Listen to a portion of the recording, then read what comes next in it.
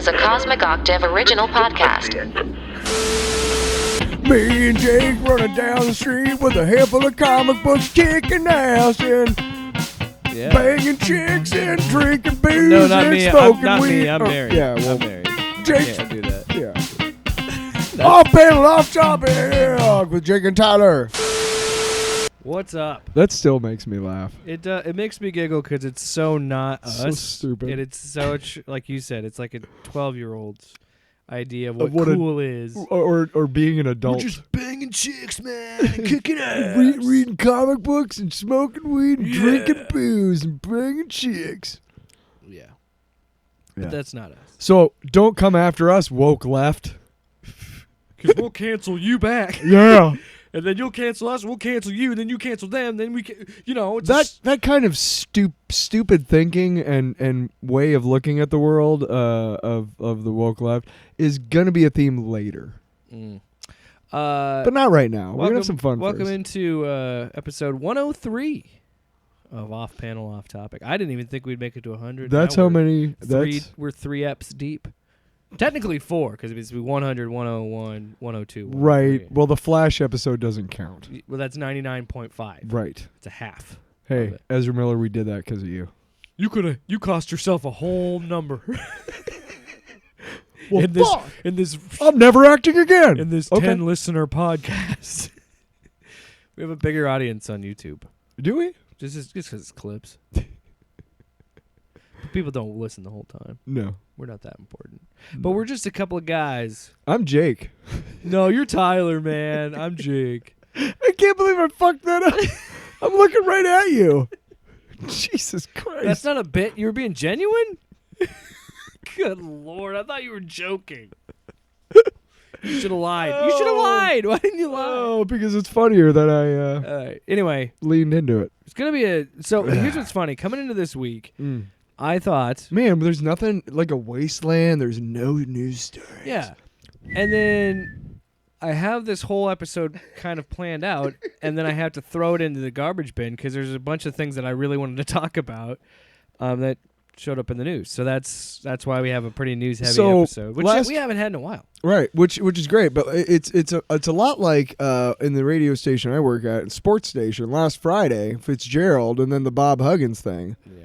All happened on Friday. So Monday comes around, and holy crap, we got a shitload of stuff to talk about. So much. Even in the off season, which is the summertime is pretty much the slow season for sports. For sports, absolutely. Yeah. Reporting. This time is a wasteland. Hey, Major League Baseball, nobody gives a fuck about you.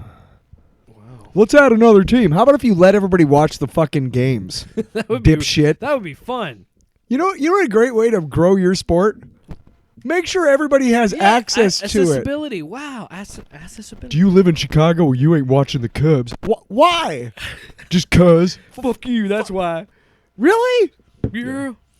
Anyway. So, before... Wang. As we were... Sorry, that was a drop. The sound effects of the soundboard, I mean.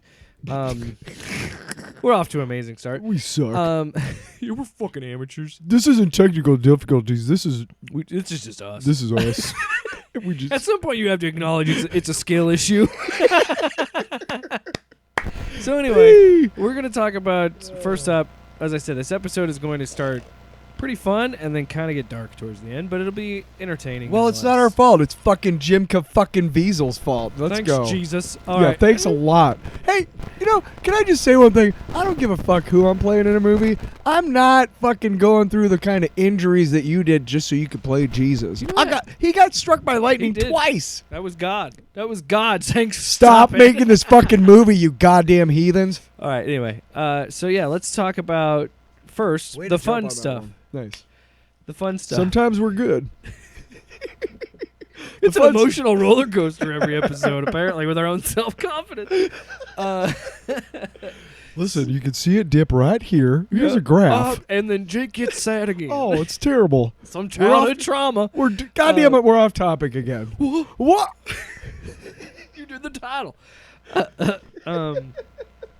This is a fun episode. So let's talk about Deadpool 3. Yes. So we saw Hugh Jackman released it first on his Instagram, and then they showed high-res pictures of it. So we got a couple set photos from Deadpool 3. But he doesn't have the hair. The thing that's blowing up the internet, though, Yeah. is Wolverine finally in the blue and yellow. But he doesn't have the hair. The hair's what? It's not.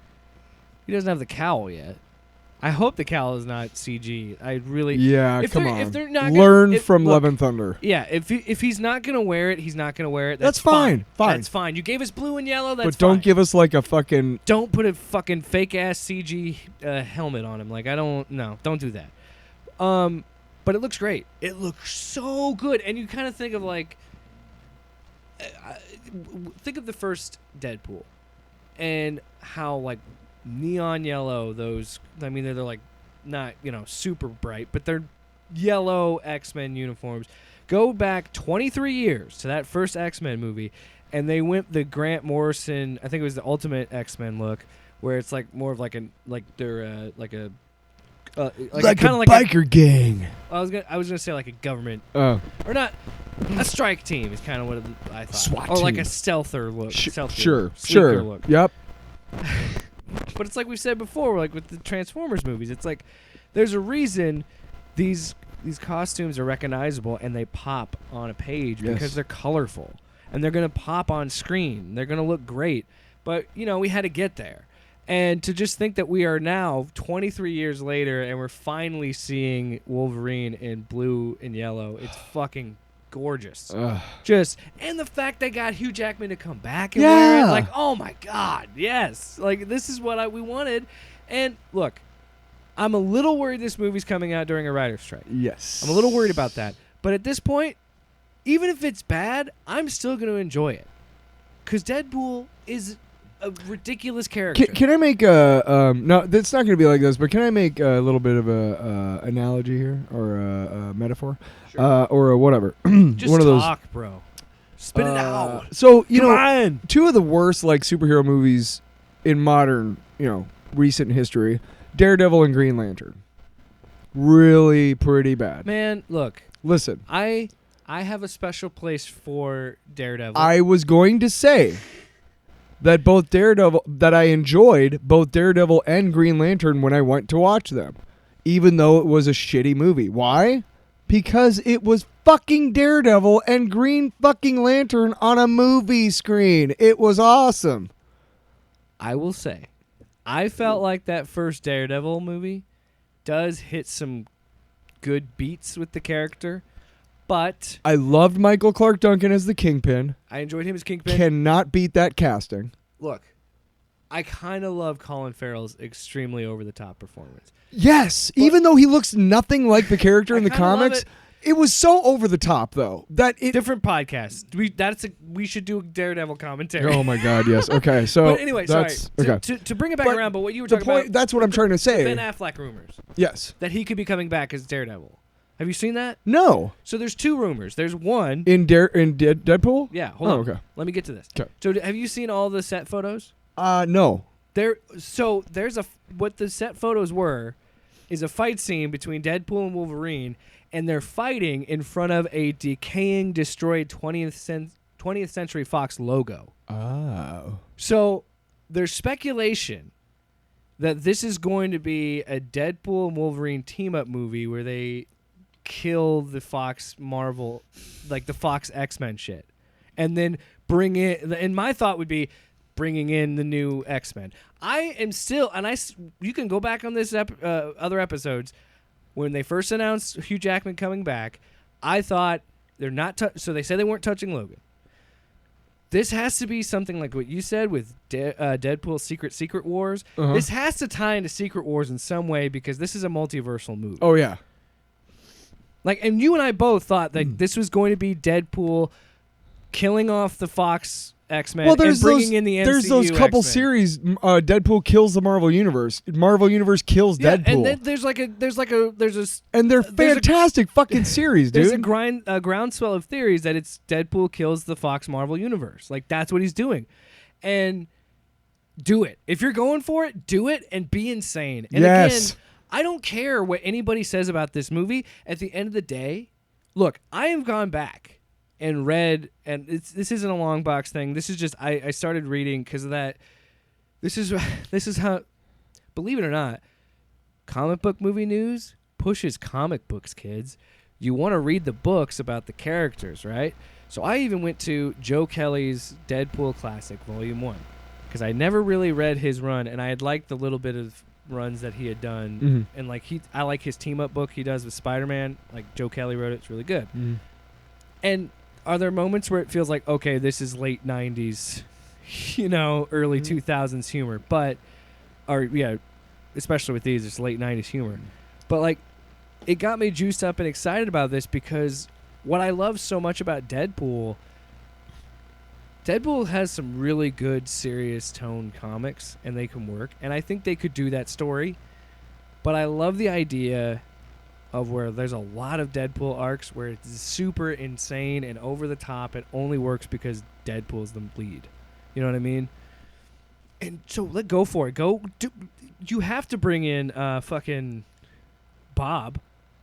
Is it Bob, Agent of S.H.I.E.L.D.? Bring him in, dude. That'd be so fucking funny. Like, if that's how it connect. Like, there's just I just want it to be I'm insane. not a huge fan of Deadpool as a character in the comics simply because I haven't had enough exposure to the good stuff.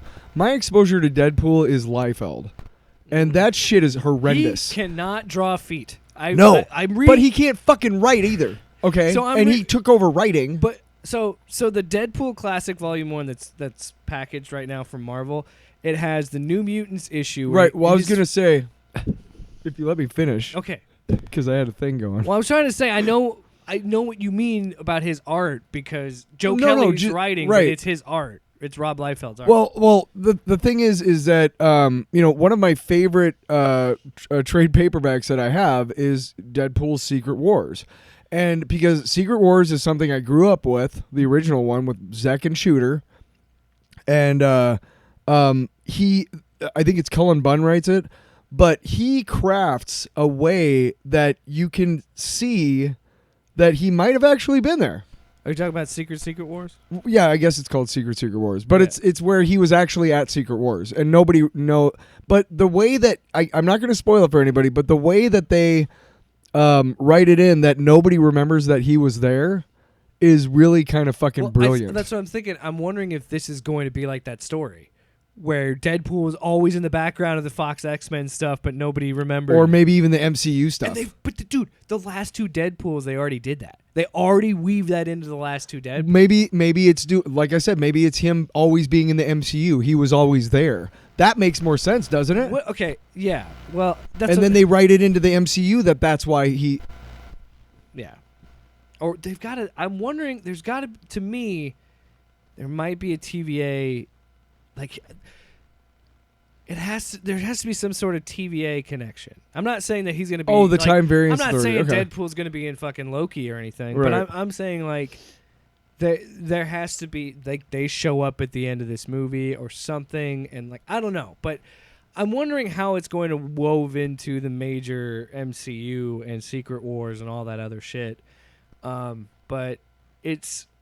Again, I'm cautiously optimistic. I'm very excited because, again, it's just something we knew years ago, but it took everybody else, a mainstream audience, to be okay with it. Like, these costumes look like this for a reason because they fucking pop, man. They're fucking gorgeous. He looks so good.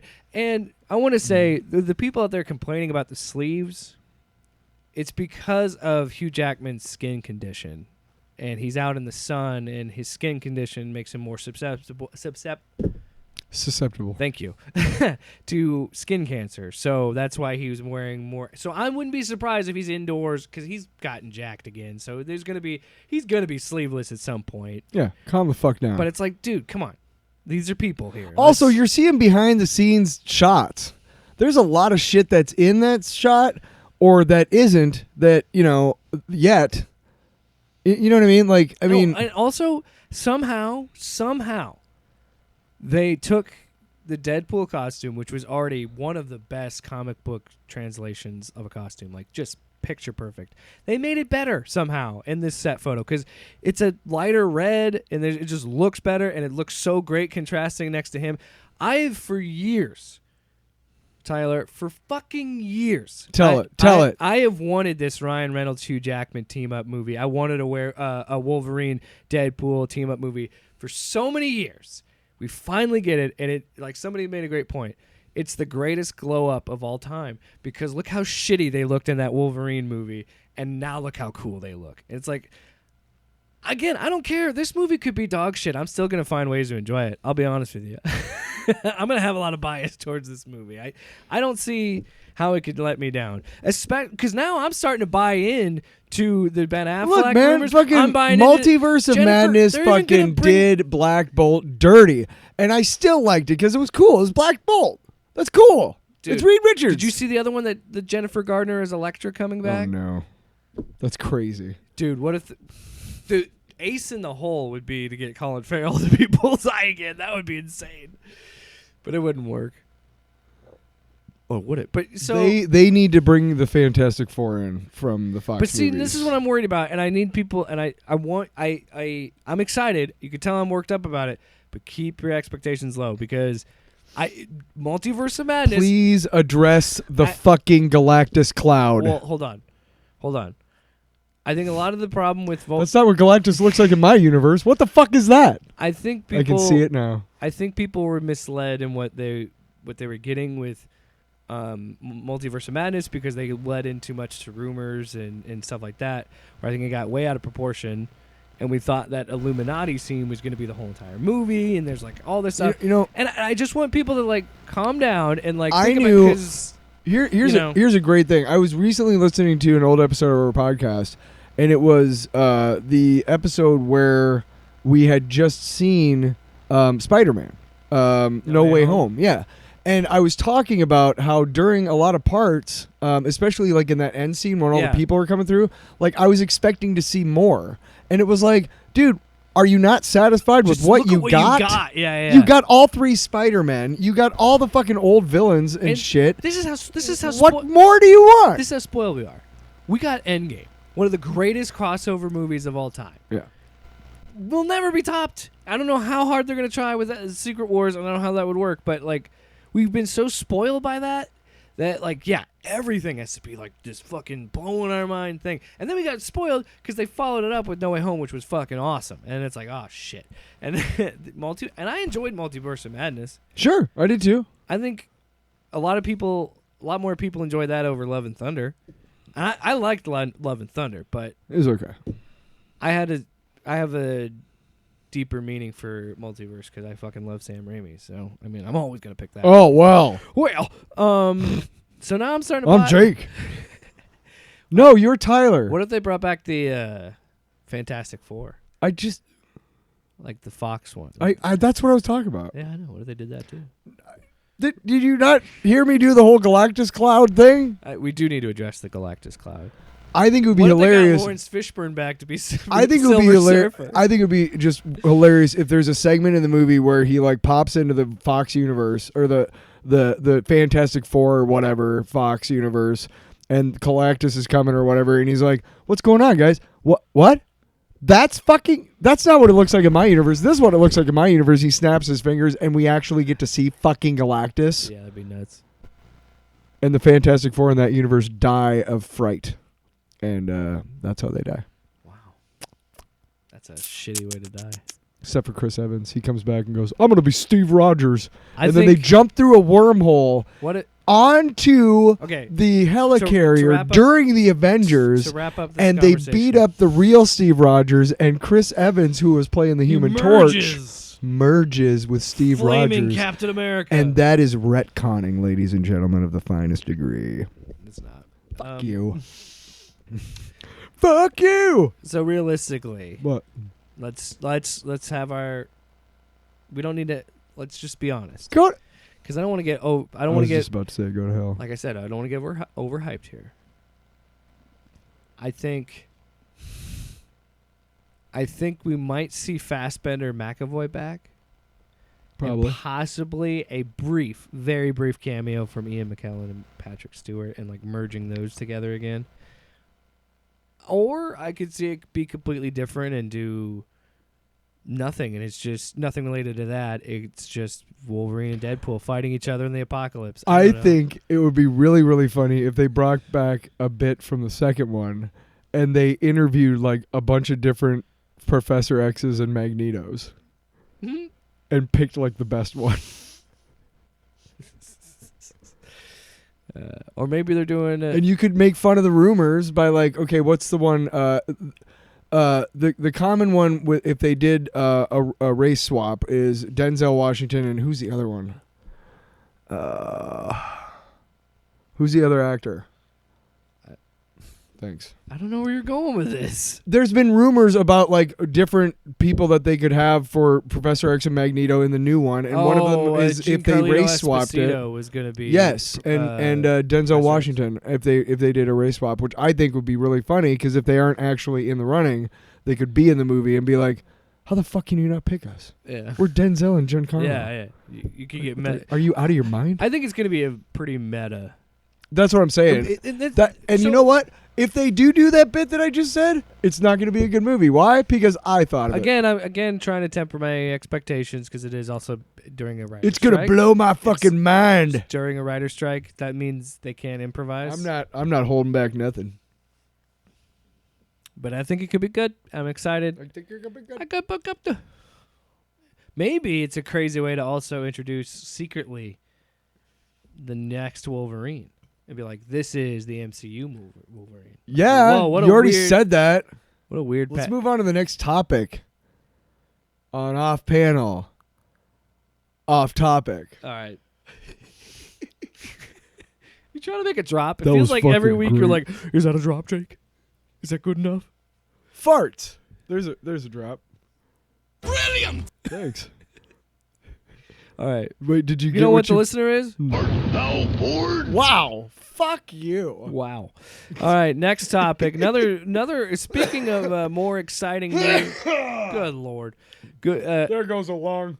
Examples of a filmmaker getting it right once again with superheroes. We got more casting news for Superman Legacy. I am beyond pleased. Brilliant move, WB. I know what you're doing. I know what they're doing. The Flash failed so epically. They're like, well, look at this shiny new movie we're working on. Oh, and Blue Beetle looks good too, right? Well, look at this shiny new Superman movie. But you know what? I'm here for it. So, two things we already knew coming into this. It was David Corenswet or Corens. I'm butchering his name, but we know who this Superman is. It's some dude. And Rachel Brosnahan, I think. I'm butchering these some names. lady. Stop it. Marvelous Miss Maisel, which wrapped up. Great show. Loved it. Oh, cool. She is going to be Lois Lane, and that was exciting to me because I think she's a perfect cast for that. And then we got even more this past week, and I got to add a new one because this happened after I wrote it. But your boy NoHo Hank from Barry, he's going to be in it as what was it? Metamorpho. Metamorpho, yeah. So while you're doing that, so he's in it, which I think you look at like some of these are just like, okay, we're really hitting good notes here. Like this seems like a pretty solid cast. Metamorpho is a member of the Outsiders who was a team that was led by Batman for many years. So you should be well familiar with Metamorpho. Well, Elemental and Katana. Yeah. But I'm excited. I think this cast looks great because we have. Who else was in the Outsiders? Black Lightning. Yeah. We have NoHo Hank, who he's also in I think it was Fatherhood was the name of it. It was a Kevin Hart movie. He's really funny in that too. That dude's funny, and so I'm excited about him being a part of it. Isabella Merced will play Hawk Girl. Huh? Hawk Girl. Oh, I thought you said Hot Girl, and I'm like, what? Sorry. Ah, damn it! Where was the board? It's too late now. The moment's gone. I thought you said Hot Girl.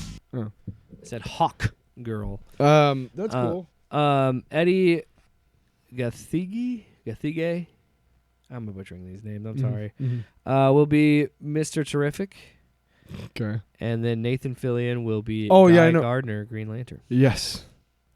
Everybody's like, Hal. Like, it's surprising he's not Hal. And I think it's an age thing. And I also think it could be a way that they're saying that he is the Green Lantern because Hal and John are off-world doing some other shit. And, like, he's stuck on Earth. Like, he's back on Earth to help that. I don't know. Something like that. If they don't give us a fucking bowl cut, I'm going to be really pissed. Either way, the fact that I want a bowl cut, James Gunn. Tyler, the fact that James Gunn works with Nathan Fillion his whole career, and then says, "Hey, buddy, I'm giving you a Green Lantern spot in a live action movie." That's awesome. Now people could say like, "Oh, you're hiring your friends." I'm like, why wouldn't you? Why wouldn't you want to work with your friends? Like, fuck off. I'm assuming that most of the right wingers and stuff really love Adam Sandler movies. And let me just tell you, All he does is hire his friends. right? And hey, Jake, There's nothing wrong with it. Say you have a $300 million contract with Netflix to make movies for a while. Whatever the fuck you want. You don't think I'm not going to call you? Come on. Yeah. Come on. Why wouldn't I have all of my friends on my movie who are all actors? And work with me and know me. You work with who you know. Like, it's silly. Like, dude, Directors have actors. You know, there's a reason why De Niro worked with Scorsese. There's a reason why Leonardo works with Scorsese. all the Leonardo, time, too. and Pitt Leonardo has had a little bit of a run with Tarantino. Samuel L. Jackson, Tarantino. Duh. Yeah. Obviously. Yeah. Tim that's Burton and Johnny Depp, you know, like, it's happened throughout, and there's nothing wrong with it. But that's what I mean. I feel like sometimes, like the Nathan Fillion thing, I think most people are excited about it, but I think there is that Snyder cult audience that is and not even like the people that are just like against this James Gunn universe. Yeah. Will make that criticism, and I'm like, that's such a shitty bull. Like, that's not a criticism, because like you just said, there are plenty of great examples of actors and directors working together through multiple projects, and you know what? They're good. Because they know each other, and they're friends, and they're comfortable, and they know how to work with each other and tell a story together. It's almost like that's a good thing. It's like so fucking dumb. It's such a lame, like, they're just coping. Because everything we're learning right now with Superman Legacy, it's exciting. Because and James Gunn also confirmed on Twitter, he said, I'm not putting these characters in this movie to set up a project. They're part of the story. It's not intention of like, well, we're going to, and then out of this, we're going to make the Guy Gardner one. And then we're going to, you know, it's like, it's not doing that. It's saying it's in this world, look, but it's I trust James Gunn because, you know, whoever made Black Adam, looking at you, Dwayne, whoever made Black Adam was clearly. What the Rock is cooking. Was clearly meant to set up a JSA project. You know what I mean? Yeah, yeah. It's clearly meant, and you could tell. Yeah. You could tell. They're literally in the movie. I don't know. I mean, I trust James Gunn not to. He hasn't. I think I think the success behind James Gunn is that he knows he can't repeat himself, or that he shouldn't, and he knows he doesn't have to. One of those three. I also think you said something to the effect of he doesn't write his stories to necessarily set things up. But now he did set things up with Guardians 1 because he said that's the one thing that Feige required was he tie it to the Infinity Stones. That was it. But like if you watch that Guardians trilogy, it is a connected story between those group of people. Yes, they show up in other movies, but that is like James Gunn wrote those characters with the same through line throughout. You know what I mean? And I think that's what we're seeing with Legacy. I think he's being genuine when he's saying like these characters have a purpose to this story. They're not just there to set up the JSA or the Justice League or whatever. They're just a part of this story that I wrote, which is exciting because DC needs to embrace that side of itself. What makes DC work, you can push back on this. I think DC makes better team books. You're wrong. In my opinion, I think the Justice... Your opinion doesn't matter. I got Jesus on my side. No, I do. And he's in a red cape, motherfucker. No, but in my opinion, and I'm a DC fanboy shill, take that with what you will, with a grain of salt. My opinion is I've always preferred the Justice League versus the Avengers. I always thought Justice League was a better team, in my opinion. And I've upset Tyler. I think I'm gonna throw up. What? You got Batman, you got Superman, you got Wonder Woman, you got a Green Lantern. If you don't know, I am a huge fan of Justice League International, which came out in the 80s. Geffen, DeMatteis, McGuire, and is one of the greatest team books in DC history. And, you're saying nice things about DC? I like a lot of DC. I do. If I'm in this comic store, or store. You just prefer Marvel. It's fine. I'm just messing with you. But it's true. Like, I'll walk in front, and maybe it's. I mean, I don't generally buy any DC books because I'm like, I don't really care that much. And I'll be honest, I can buy a Marvel book and be back the next month to get it again if it's a decent enough story, because I care about the characters. Just like yeah. But Justice League International is one of the all-time greatest team books in comic book history, dude. It's the One Punch Batman Guy Gardner, okay? It's the fucking Shazam eating Oreo cookies because nobody knows he's a fucking 8-year-old kid named Billy Batson, okay? Yeah. It's fucking Booster Gold fucking and Beetle and Blue Beetle. It's fucking classic, okay? So, I will give you that I don't know that I can compare the two, so I can't really say you're not right. I do generally enjoy and buy more solo books when I'm buying Marvel. I did get into the Avengers recently, as you know, but because they were doing like this huge multiversal thing, and it was pretty fucking cool. But yeah, I mean, you may very well be right. I don't read enough. I don't think I read enough team books in Marvel to make that distinction. This is also coming with me. But X-Men in the 80s and in early 90s was fucking top notch. But this is also coming from my opinion of doing our sideshow, Drawn to DC, where I've been watching. I'm not invited. These DC animated movies, and I've talked about it ad nauseum on that show, and I talked about it on this show. I just think DC's strength is its ability to weave in a good, believable way, weave these characters together. Right? I can believe that Batman and Superman and Green Lantern and Wonder Woman and all, Aquaman, whoever, are on this team together, and they do.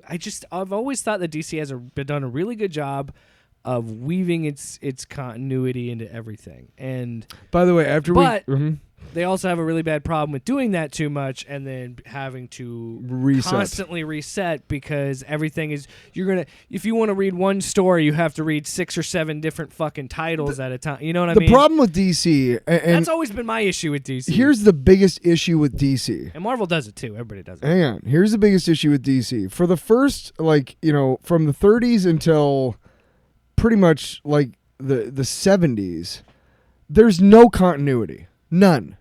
Writers don't pay attention to what other writers are doing. Writers write shit the way they want and don't give a shit how somebody else writes that character. That's why you have constant retcons. Exactly. Right. So in the 60s and 70s, they decide we're going to make all these Earths to explain the continuity and why these characters act the way they do, blah, blah, blah, which is dumb. Then they get themselves into a quagmire for 10 years. And then they have Legends, and then they have the Crisis on Infinite Earths. Well, I'm sorry. Reverse that. Crisis on Infinite Earths, and then Legends resets the DC universe. And then Man of Steel resets Superman, all that shit, right? Then, so you have like 50 years. You have almost 50 years of no continuity, then like 10 of like really, really convoluted continuity. And then you have... the New 52. Right. And then the Rebirth. And now we're on... The problem is that they had, in the 90s, they had like a Crisis. And then they had another one in the aughts. And then they had another one in the Dark 10s. Knight's Metal? Remember that? Yes. You know what I'm saying? Like, Dark Multiverse? Yeah. I mean, that stuff was cool, but like, what are you guys doing?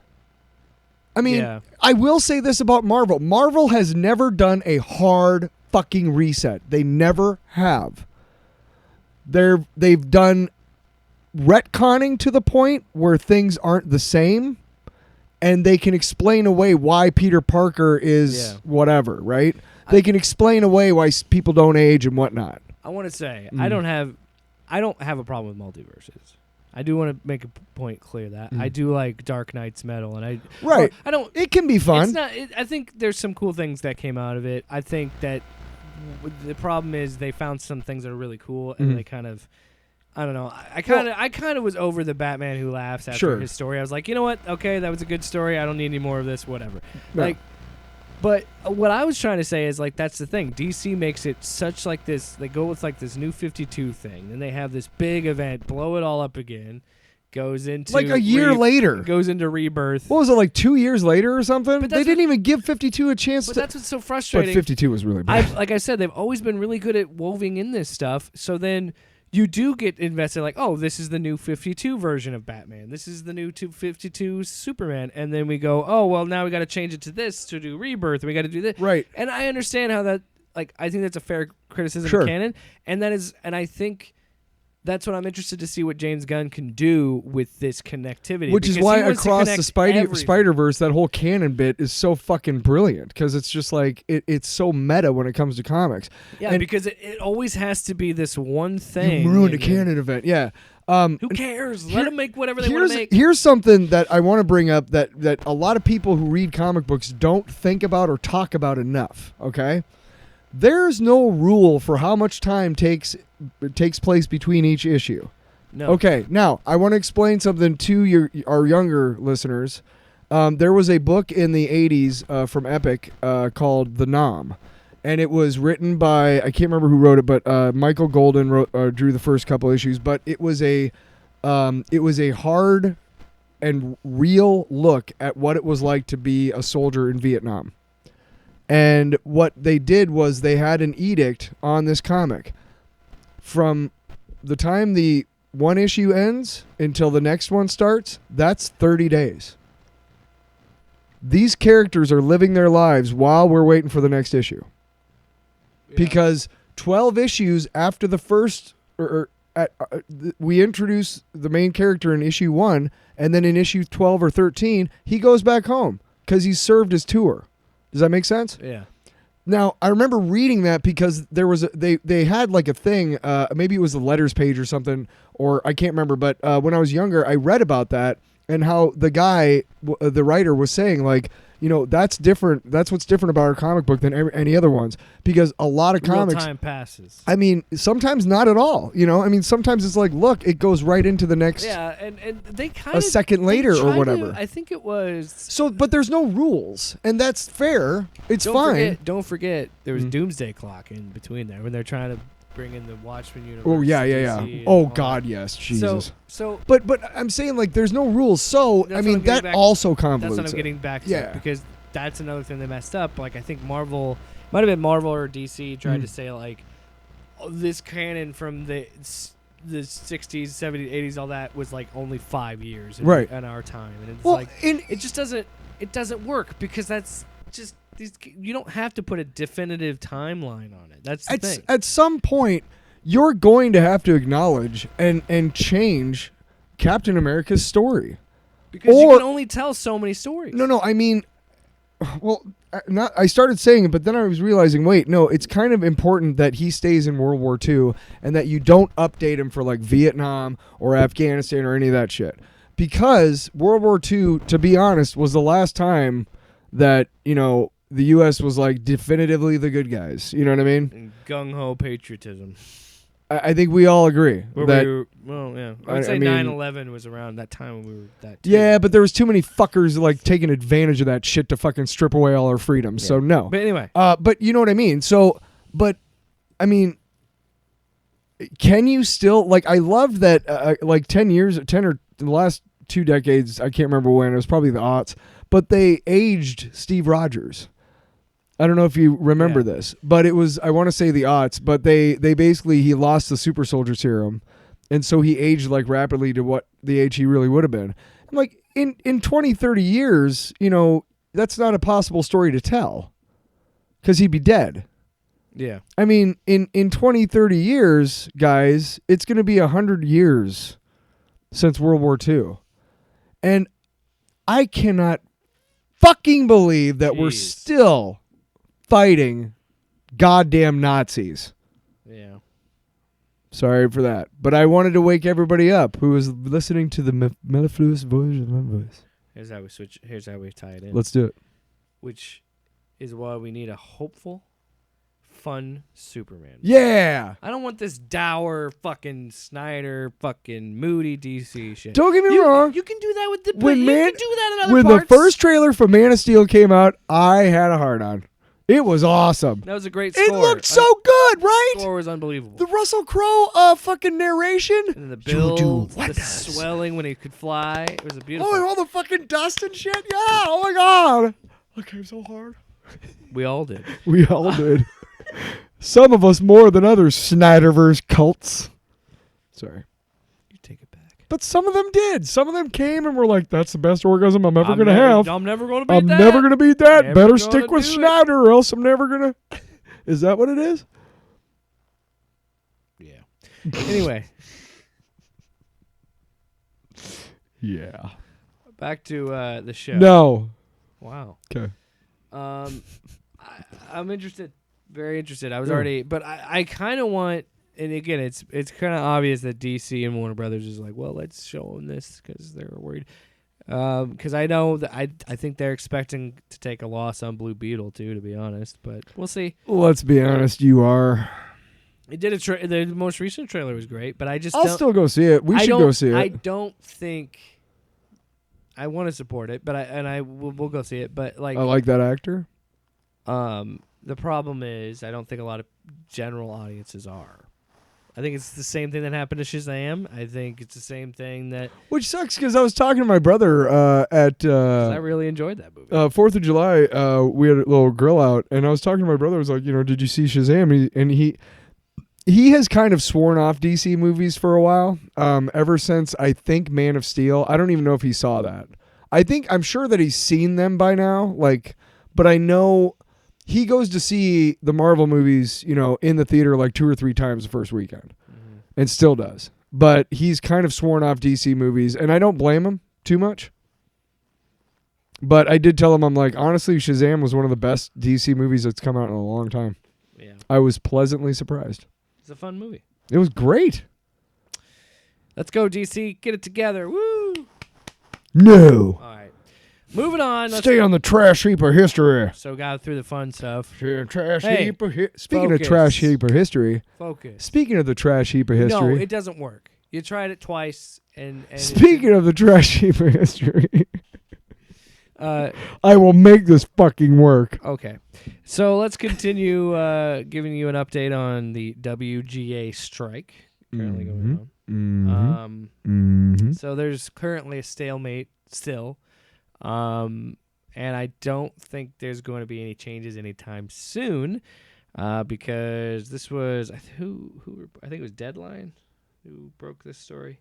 Yeah, Deadline has some quotes from some executives or insiders with executives saying, "quote With this current strike, the end game is to allow things to drag on until union members start losing their apartments and losing their houses." Acknowledging that the cold as ice, so that was the first quote, losing their houses. This is directly from the Deadline article. Acknowledging the cold as ice approach, several other sources reiterated the statement. One insider said it is a cruel but necessary evil. Necessary evil! Making someone homeless is a necessary evil because you won't get your $3 million tax cut at the end of the year. Fuck you. Yeah, you don't even need that money. That money is nothing to you. And you won't even notice if you had it or not. I am so... You wouldn't even. You wouldn't fucking know. People want to know why. You have so much fucking godless amounts of money. You wouldn't even fucking notice if you lost like $100 million. Tyler. You wouldn't fucking know. Tyler, people want to know why there's such this worker revolution and why all this happened. And I'll tell you why. Exploitation. Yes, but because everything in our life has gone up. The housing market has gone up. Good God, it is horrible to get a house right now. And we're living in an area in a cost of living place in the United States that is much cheaper than other parts of the area. It's rising. Of America. Anyway, point is, everything that we pay, that we go through, and it's just everything you go through living at a normal middle class, just even middle class, which is widening day by day between the billionaire class. And you're seeing thousands of people get laid off at like Facebook and Twitter and all these other in all these places, or even these studios. Thousands of people lose their jobs, and these fat rich fucks take millions in bonuses, and they put 1,200 people on their ass. And now they're saying, we don't want to pay you anymore, and we want you to be homeless and penniless and be fucking grateful we gave you a job in the first place. I'm sorry, I don't mean to get that loud. No. But this is I'm spitting venom here because it's not just You're preaching. it's not just the You're a crier entertainment here. industry. Yeah. It's the whole fucking country. Yes. The whole entire country. I am so sick and tired of generations behind me constantly telling me, "Oh, fucking dust it off, kid. Get through it, kid." No, because you put the market in this situation. Yes, it was You fucking dumped- easy for you, you fucking piece of dumped- shit. you You dumped- fucking voted in all the assholes and fucking Tyler. made it hard for me, fuckface. Tyler, neither of my parents graduated high school. Yeah. Neither of them did. Neither of them even had a GED. And they lived well enough to support me and my brother. Of course. That's not even imaginable now. Not even close. And this is just a microscope of where we are as a society. I make $15 an hour, which is where we've been able to get the national fucking conversation up to what the federal minimum wage minimum is still $7.25. Yes, but 15 is what I make, and that's where the conversation has gotten. You know what it really is? 30. Fucking $30 to $40 an hour, man. If you ain't paying me that, I ain't doing shit for you, because guess what? You're going to fucking exploit me. I was at a place the other day, and a lady was asking about, hey, you know, I see you're hiring. How much you guys paying? You know, my son, whatever, needs a summer job.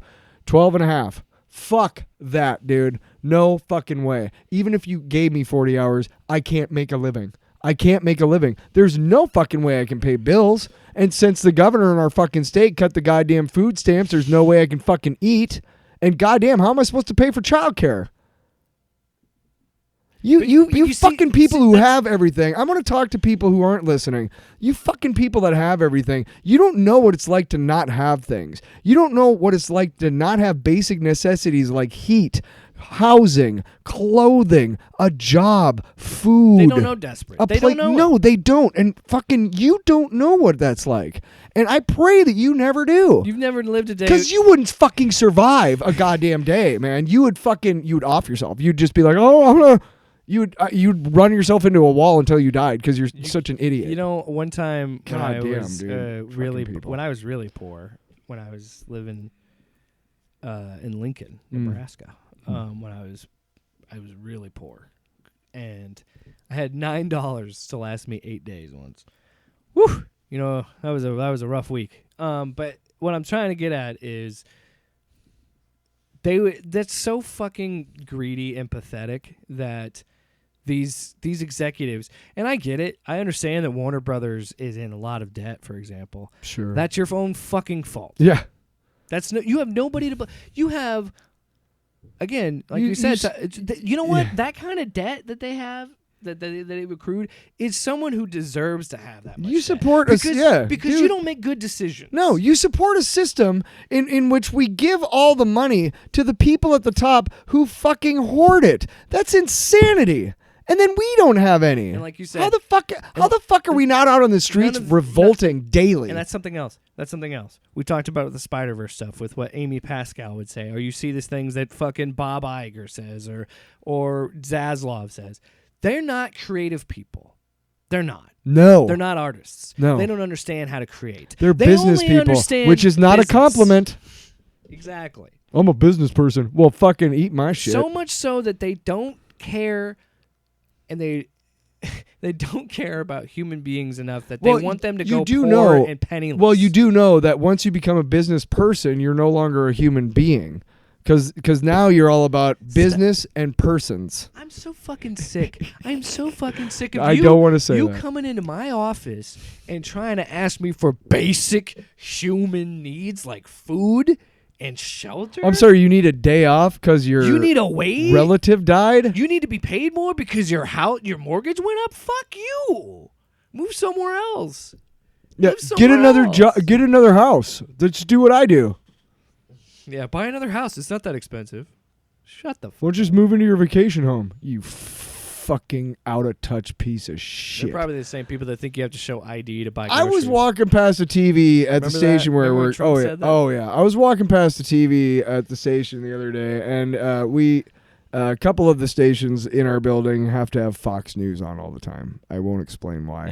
Yeah. And I was walking by. It was probably a Saturday or Sunday night, and they are really hurting for content over there because they had a bunch of old white dudes in a game show type of thing. I just glanced, but it was like supermarket something. It wasn't supermarket sweep, but it was like supermarket adventure or something like that.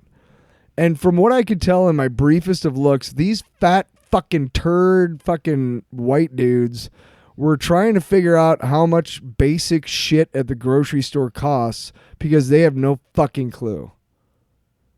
And I don't know why anybody watching that content wouldn't immediately turn it off and burn their fucking remote for being so callous and heartless that you think it's a fucking game how much people pay for money.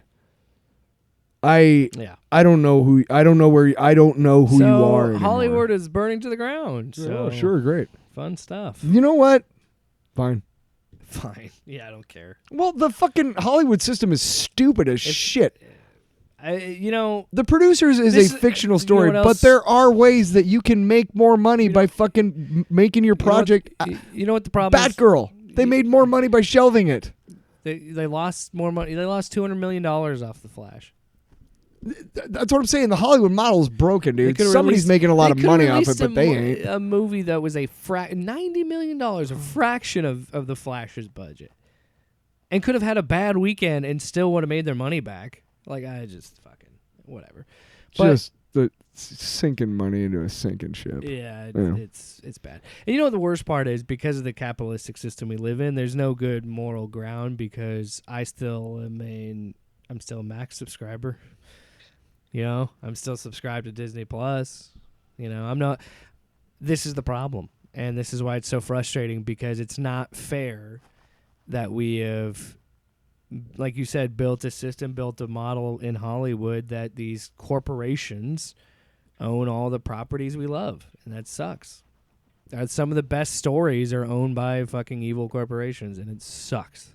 Yeah, but I think there could be light at the end of the tunnel. I still want to hope that things get better and that people don't fucking lose their homes. But what stinks about the whole situation? You create a character and you know it's good, and you know it's gonna da da da da da, and because of the world we live in, that has right. To, but the guy who's investing in you is gonna make you sell the character to him to make it. You know what I mean? You're partners, but they own 95%. Yeah, of it or and dude, that's just. I mean, there's a Stan Lee documentary on Disney Plus. I talked about it a couple weeks ago, and it's really really interesting because he talks about there's a radio interview where Stan's on the phone and Jack Kirby's in the studio, and they're having an interview, and this is years after their split, obviously, and shortly before Kirby died, actually. I think it was his last radio interview. And they had kind of buried the hatchet a little bit, but they both made some good points. He made a good point that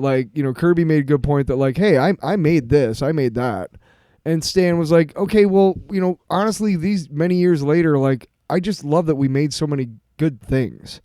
And I don't know that we don't have I hate that we don't know who did what or whatever. And honestly, I'm okay with you having the credit, whatever. And it was kind of an interesting way because they kind of buried the hatchet on the air. Yeah. But during that documentary, it's pretty much just animation and then film clips and whatnot, and TV clips. And then the narration is pretty much Stan talking about it. You know what I mean? Yeah. But they talk about how he's like years later, he's like, man, I really wish that we had been smarter about it and, tried to own some of this shit that we were creating. But we had no idea that it was going to take off. Yeah, well, it's like we talked about with... no idea. Makes me think of the movie Air, where... Well, they were workers for hire. But what I'm saying is the idea of his mom having the foresight to connect her son with that brand forever, and make that, and obviously they wouldn't know that at the time, and they wouldn't know these things. But that's the problem is, and that's why it's so frustrating because the writers are the creative people. We've said it; these executives are not fucking writers. No. Great example: someone like Avi Arad or I think it's Arad. He was a producer for a long time for the Spider-Man movies, for all the Raimi movies, all the Garfield movies. And he fucked Stan Lee. He fucked over Stan Lee. Fucking bad, dude. He fucking fucked over Sam Raimi.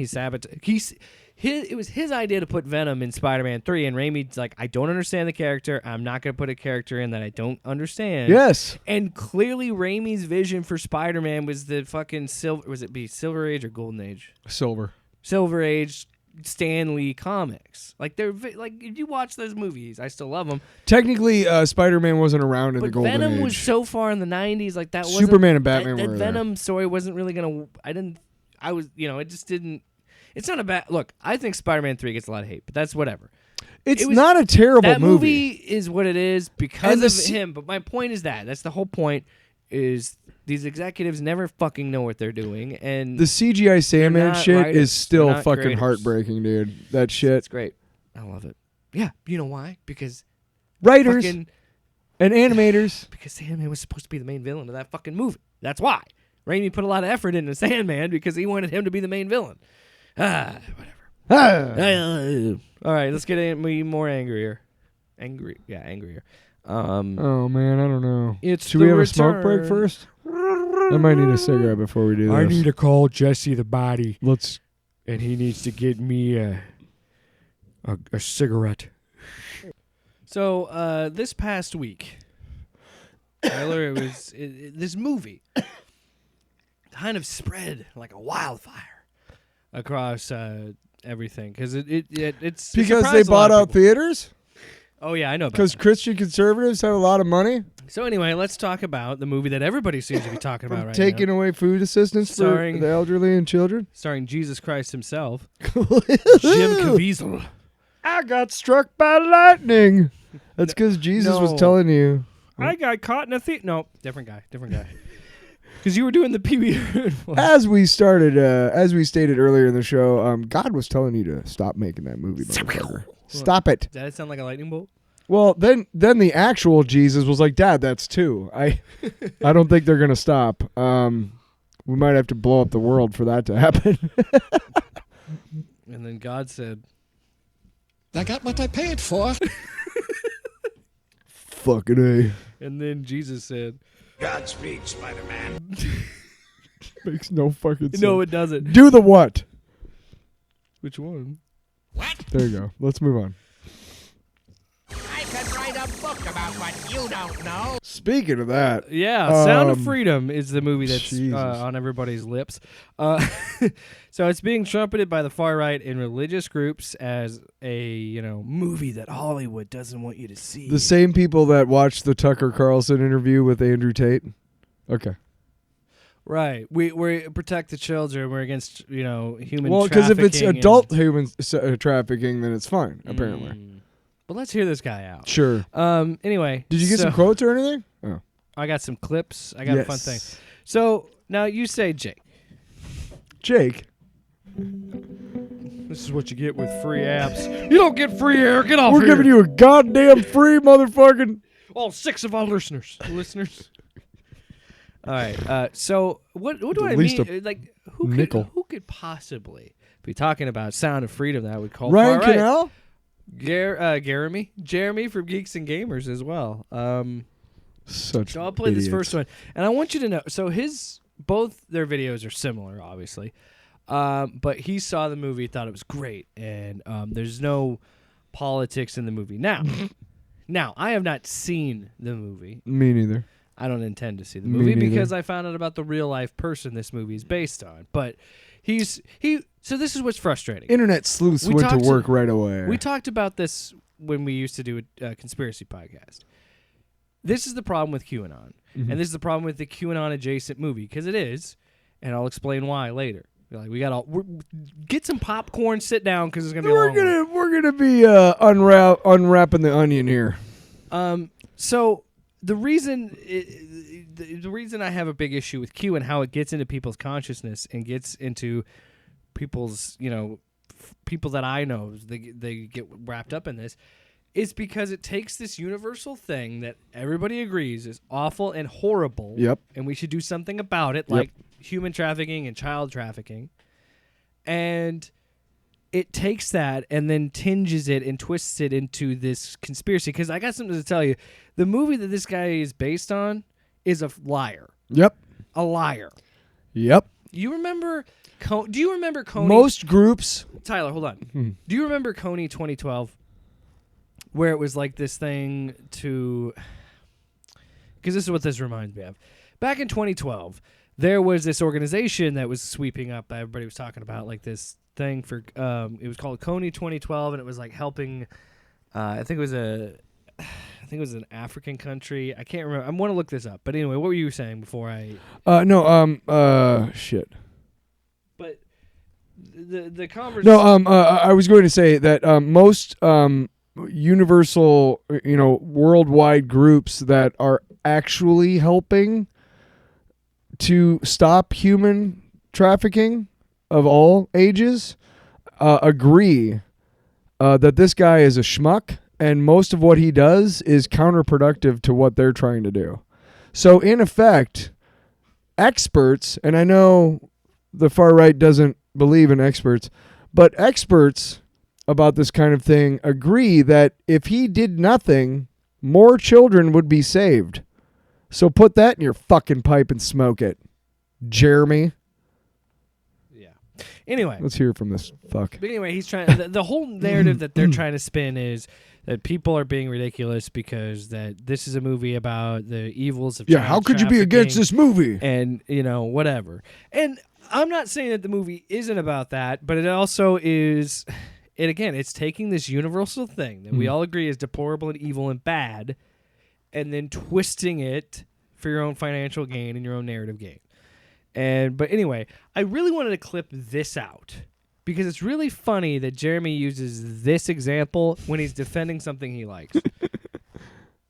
It really does hit home the point that so many people in our society and our culture, they are by the way, sorry, focused on being. He's using like the trafficking and the subject matter of this movie to talk about how this shit is pointless. This bickering. Fake victims and fake offended when there are real problems going on in this world right now. Real problems that are affecting real children, and yet you have many people that just want to invent fake problems so that they can pretend to be the victim over, and it's disgusting.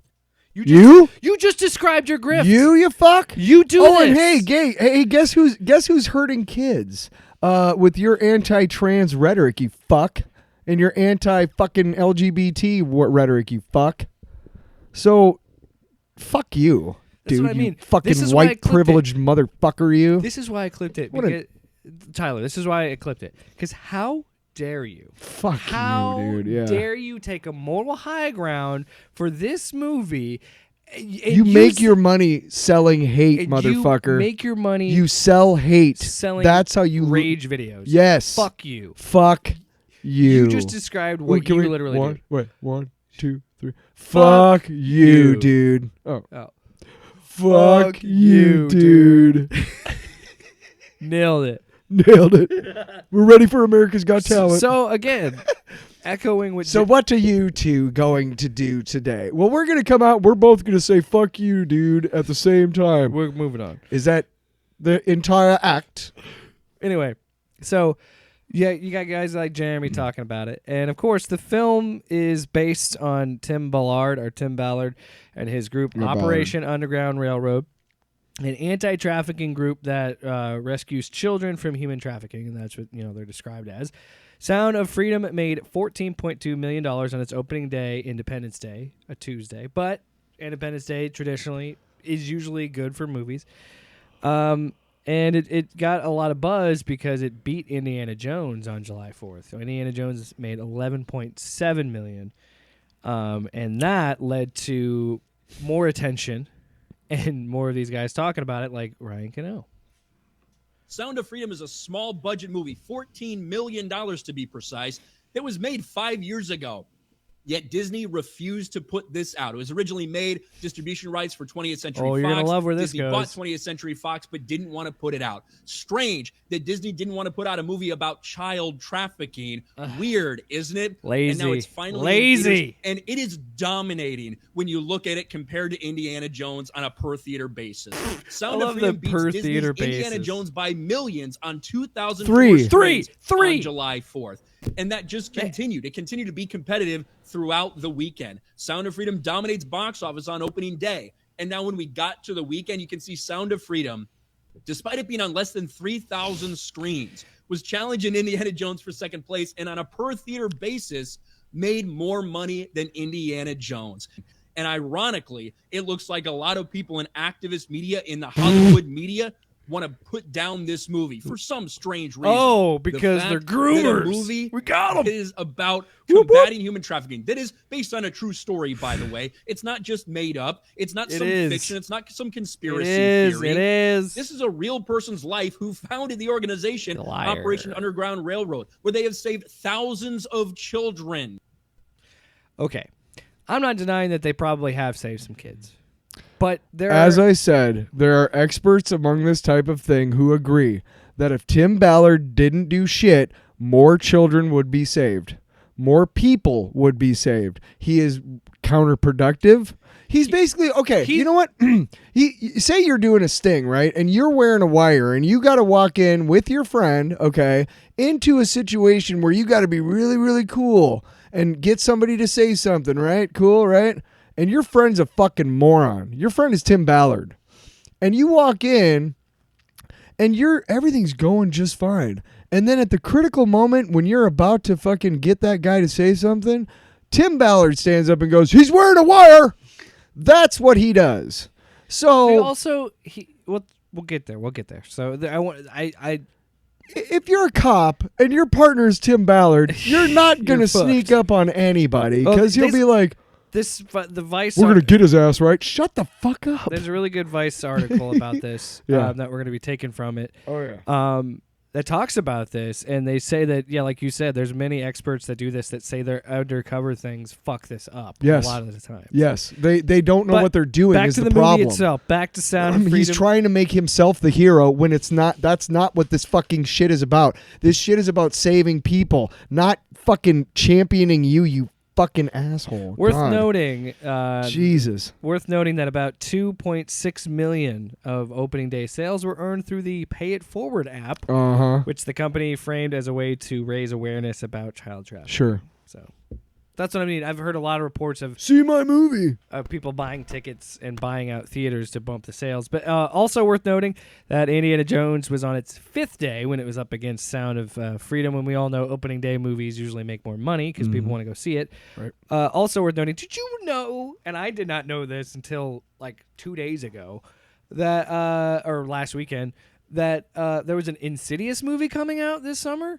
Because that movie had virtually no marketing, and it made number 1 of the box office. Sound of Freedom dropped to 3rd. Indiana Jones eventually did take over and in 2nd place.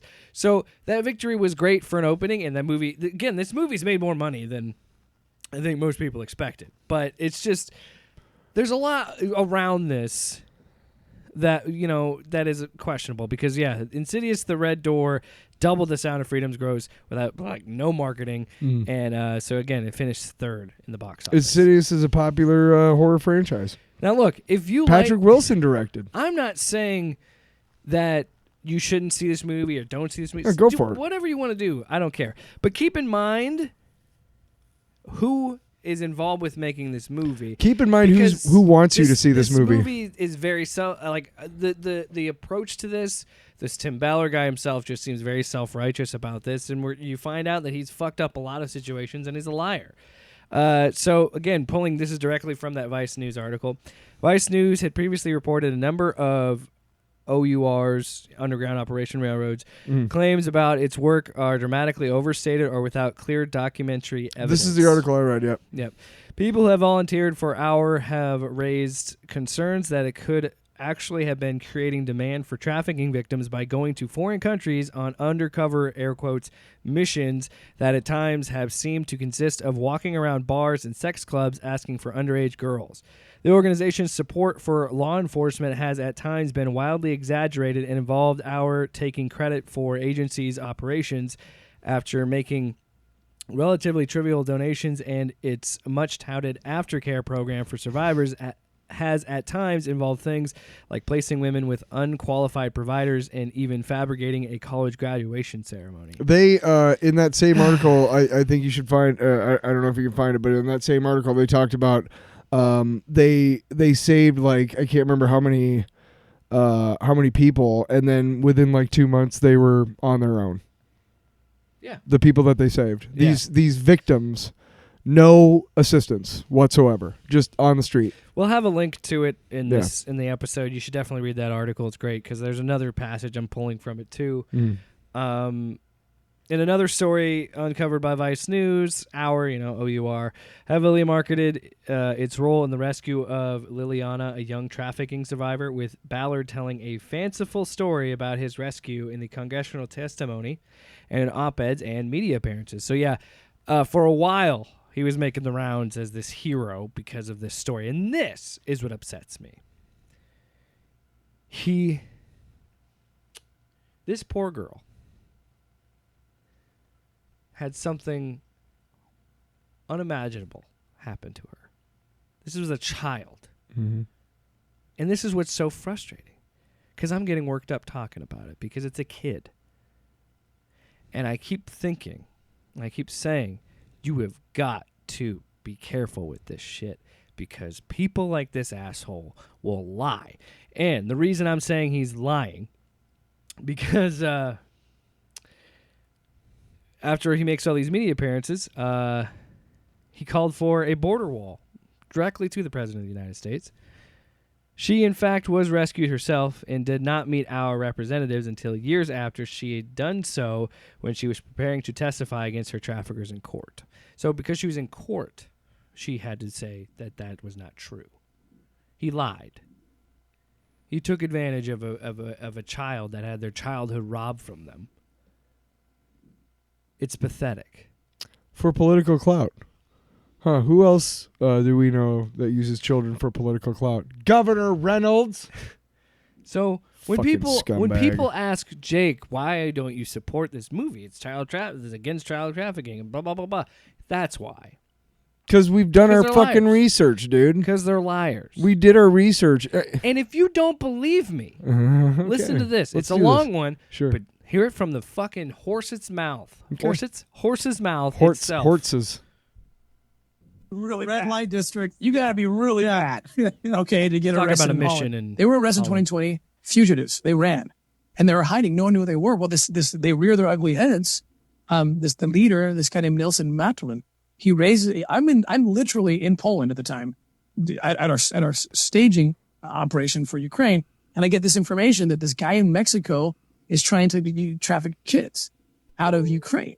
And so I go undercover. The Dutch asset who gave me that information infiltrated me, and I'm undercover talking to this guy.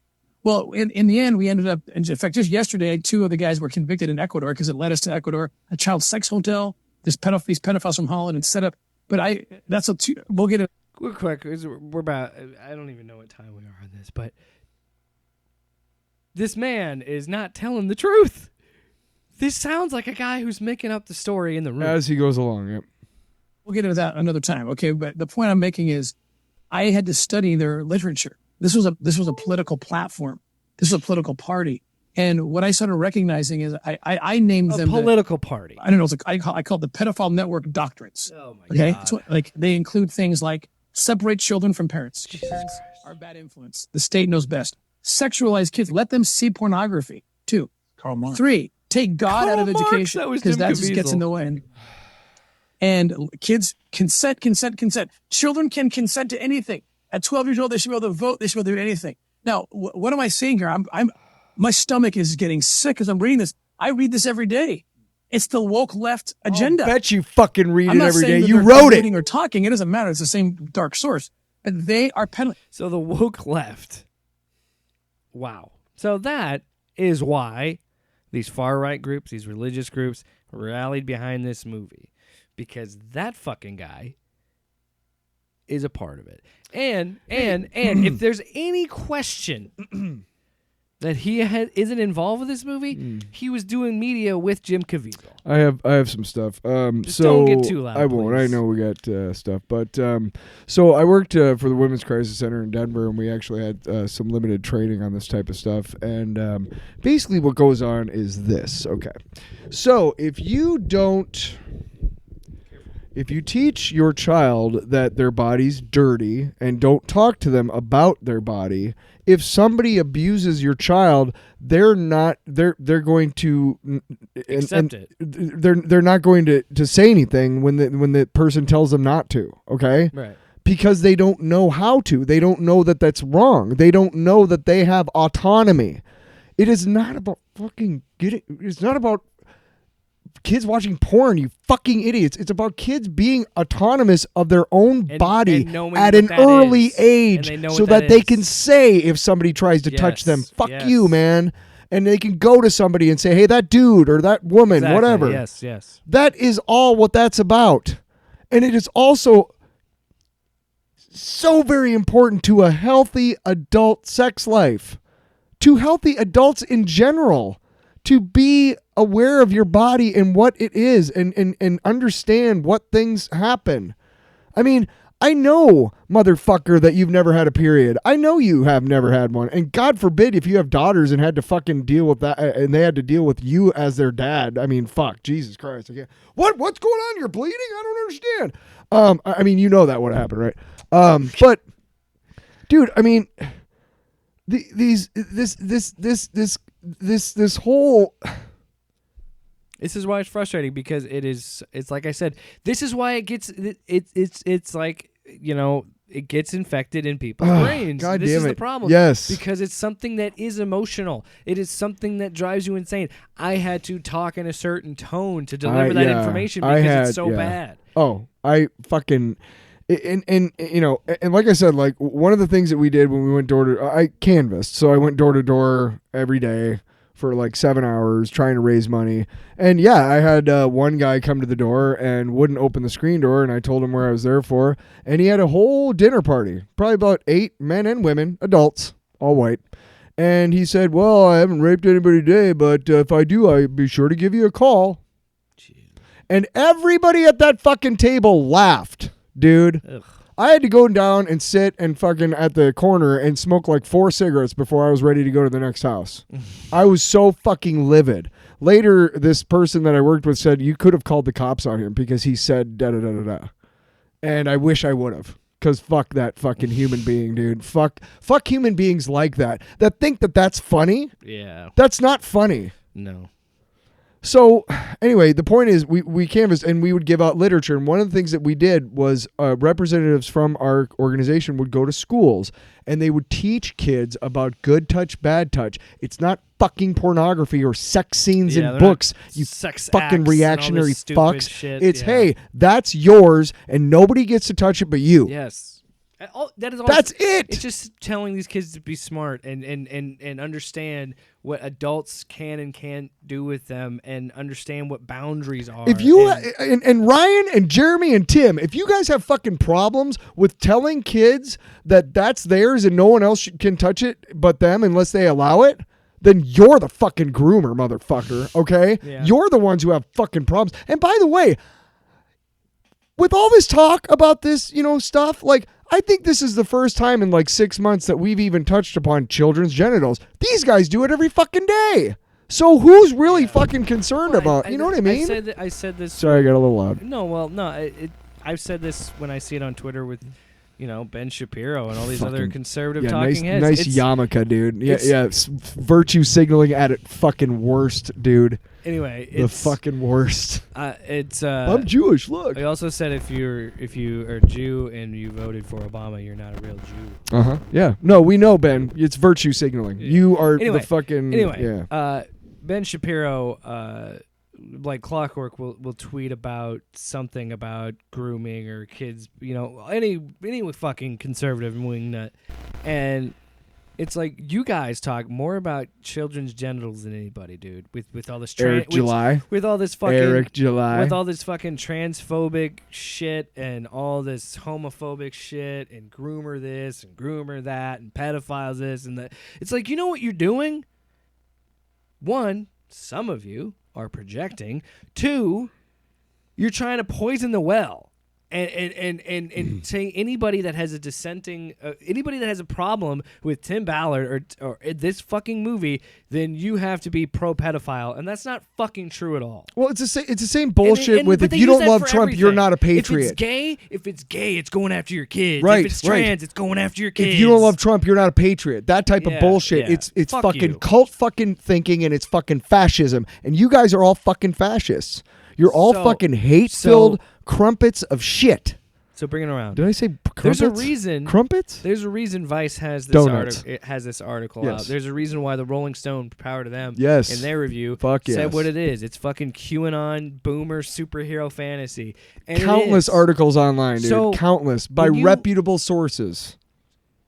To say it as clear as I can, to make it real simple for the really stupid ones out there. No one is pro child trafficking. That is a decent, normal human being. Nobody is for that. Nope. But guys like Tim in this fucking movie hurt the people doing the real work. Yep. And it's just like that save the children hashtag bullshit from QAnon. It damages the people doing the real work out there. Yeah.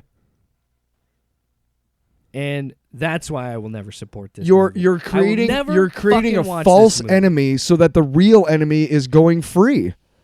That's the problem. You're creating this false enemy that are general Taking genial a real problem yes, and mutilating it to ghosting your us narrative. and fucking ghosting us, dude. Gaslighting it, dude. You're fucking gaslighting it. You're saying, "Hey, it's all these people over here," when we fucking know it's the motherfuckers that you go to rallies for. Because they have the money to hold rallies, motherfucker. Don't you understand? The people who are trafficking are not poor fucking gay dudes who work at your coffee shop.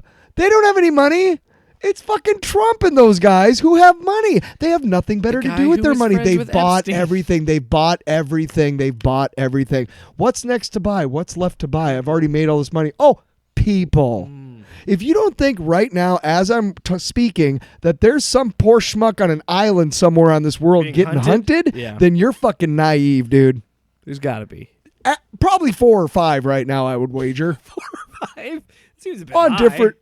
There's a lot of fucking billionaires with a lot of fucking time, dude. Exploiting workers I mean, doesn't take how that many much time. But you know what makes me laugh about that? Because that plot has been used multiple times in movies. And that's not a plot that I'm like, most of the time you see a movie, like, there's no way shit like that Right. would happen. When I watch those, I'm like, oh, I believe it. You know what really sucks? I would watch it. No. You know what really sucks? Wouldn't you? That's how I'm gonna die. But what if they're given a fighting chance? Like, what if they could kill the hunters?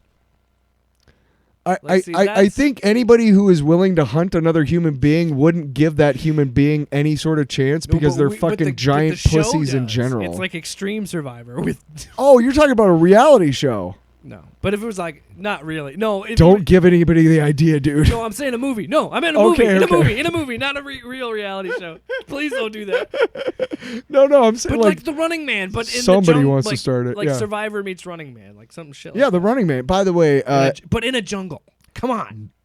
Versus a predator. quick off topic.